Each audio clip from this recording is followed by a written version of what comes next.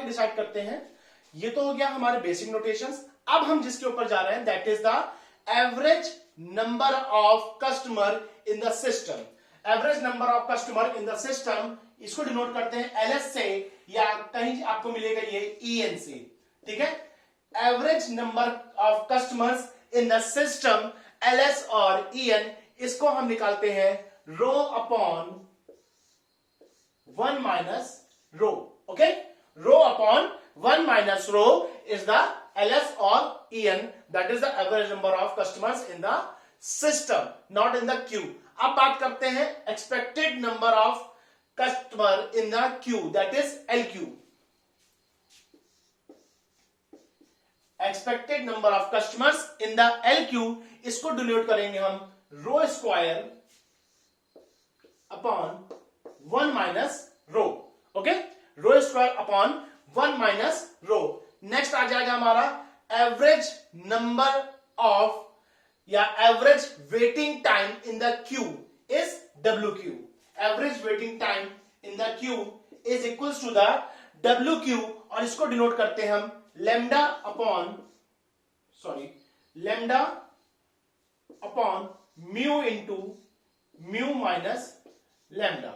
Okay, lambda upon mu into mu minus lambda, ये क्या होगा average waiting time, that is WQ। इसके बाद हम बात करेंगे इसी तरह से waiting time in the system, that is WS की, that is average waiting time in the system itself, not in the queue, in the system, that is 1 upon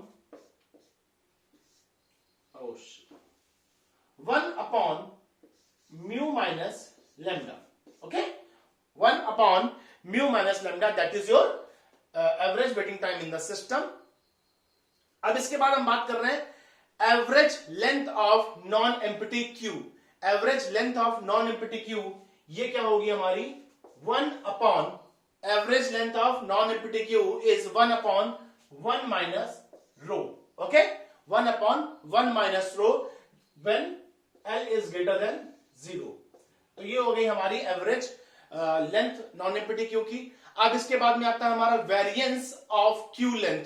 ये एक वेरिएबल फैक्टर निकाला जाता है, वेरिएंस ऑफ क्यू लेंथ, क्योंकि कई बार Q क्या कहती है, वेरी करती है अलग अलग। तो variance of queue length is rho upon 1 minus rho का whole square. Variance of n equals to rho upon 1 minus rho square. Okay students, तो ये हो गए हमारे बेसिक फॉर्मूलाज जो कि मॉडल 1 के लिए यूज करेंगे।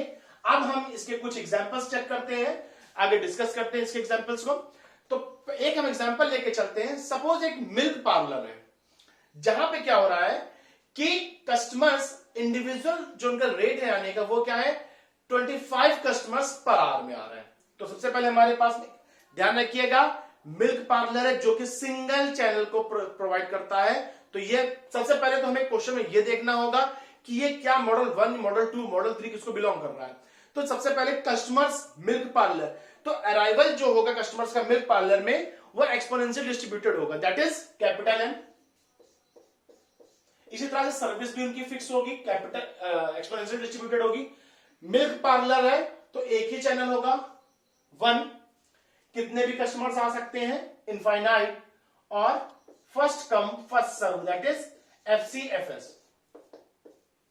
ओके, तो ये हो गया आपका मॉडल 1 को बिलोंग कर रहा है, ये तो कंफर्म है। अब सबसे पहले हमारे पास में क्या आ रहा है कि कस्टमर के जो अराइवल है वो 25 पर आवर है।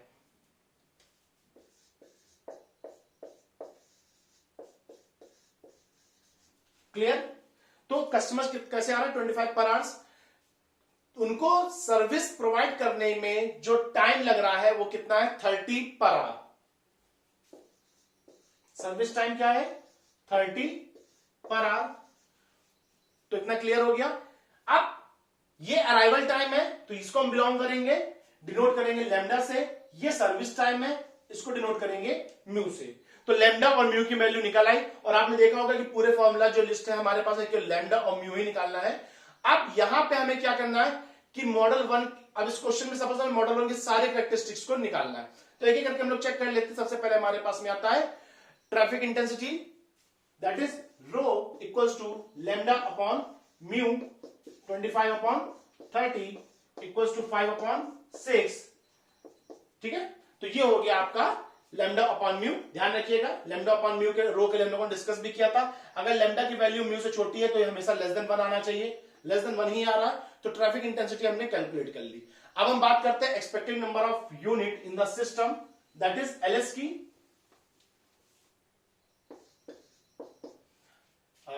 रो की वैल्यू यहां पे नोट कर लेते हैं 5/6। ओके, तो अब बात करते हैं किसकी, एलएस की। एलएस के लिए फॉर्मूला हमने क्या यूज किया था, rho upon 1 minus rho, rho upon 1 minus rho, that is 5/6 upon 1 minus 5/6। Okay, rho upon 1 minus rho, that is equals to, आप इसको जब कैलकुलेट करेंगे तो इसकी वैल्यू आएगी 5 कस्टमर्स। ठीक है, एलएस की वैल्यू कितनी आ गई, 5। कैलकुलेट करके चेक कर लीजिएगा।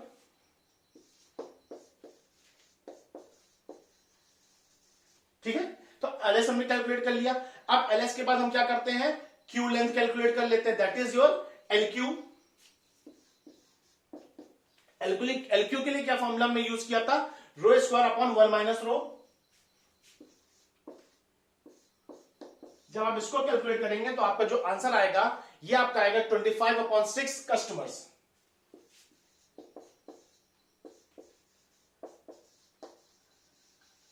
तो एलएस निकाल लिया आपने, एलक्यू निकाल लिया। अब आप बात किसे कर रहे हैं, एक्सपेक्टेड वेटिंग टाइम की, that is W Q. W Q के लिए अपने फॉर्मूला क्या यूज किया था, lambda upon mu minus lambda, that is equals to 1/6 hours. इसी तरह से आप कैलकुलेट कर लेंगे waiting time in the system itself. Okay, so this is an example of model 1। अब हम मूव करते हैं नेक्स्ट मॉडल की तरफ, मॉडल नंबर 2। मॉडल नंबर 2 और मॉडल नंबर 1 में सिर्फ एक डिफरेंस था जो कि अभी हमने डिस्कस किया। क्या है डिफरेंस, मॉडल नंबर 1 में और मॉडल नंबर 1 और मॉडल नंबर 2 में यहां पे हमारे पास में कस्टमर्स कितने, सर्विस चैनल कितने हो जाएंगे, एस हो जाएंगे। और जैसे सर्विस चैनल यहां पे एस होंगे तो सिर्फ 2 फॉर्मूलाज हैं हमारे, वो यहां पे चेंज हो जाएंगे। सबसे पहला फॉर्मूला हमारा क्या है, प्रोबेबिलिटी की। प्रोबेबिलिटी हमारी हो जाएगी P equals to 1 minus rho into rho to the power n। ठीक है, model number 2 P equals to 1, ये है probability that n customers in the queue, P equals to 1 minus rho to the power n। Next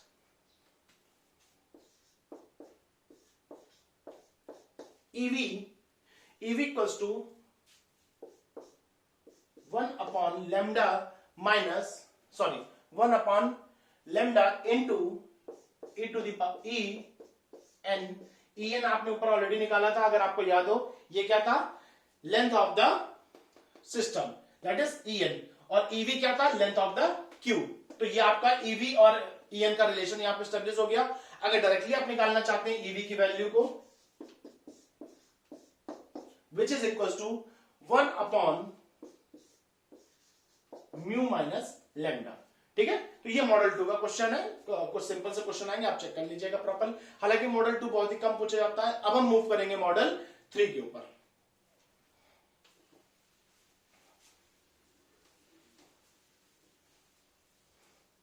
model 3 जहां पे number of customers अब हमने fix कर दिए, that is capital N। Okay, अभी तक क्या था, यहां पे इनफाइनाइट चल रहा था, अब हमने क्या कर दिया, नंबर ऑफ कस्टमर फिक्स कर दिए। तो अब बाकी कोई डिफरेंस ऐसा कुछ खास नहीं है। तो यहां पे भी कुछ फार्मूलाज हैं जो चेंज हो जाएंगे, बाकी फार्मूलाज एज इट इज रहेंगे। सबसे पहले probability that there are n customers in the queue is again 1 minus rho and rho to the power n। ठीक है, 1 minus rho into rho to the power n। ध्यान रखिएगा, rho की value हर जगह लैम्डा अपॉन म्यू के form में ही निकाली जाएगी, चाहे कोई भी मॉडल हो, ये आप चेंज नहीं करेंगे। अब बात करते हैं average number of customers in the system, that is en या ls।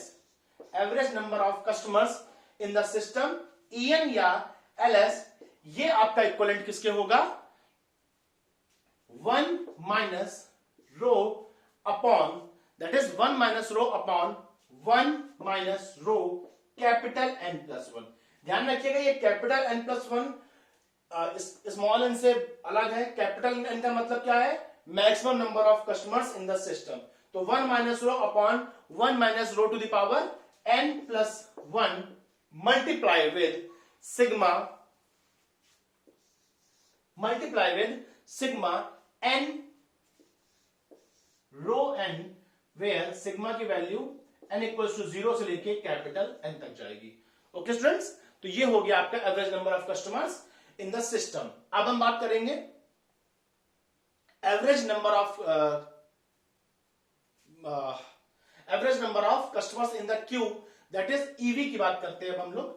तो ये हो गया हमारा। अब हम आएंगे EV के ऊपर, या यहां पे हम इसको EV की जगह पे EM से रिप्रेजेंट करते हैं। ठीक है, EM की वैल्यू क्या होती है, EN, पहले तो हमें EN कैलकुलेट कर लेना होगा।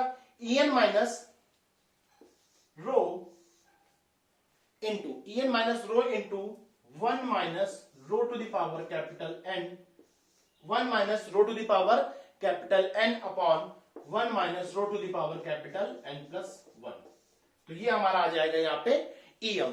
ओके, तो EM आ गया, EN आ गया। अब हमें क्या निकालना है, एवरेज वेटिंग टाइम। इसको अब आगे निकाल लेते हैं, दैट इज EW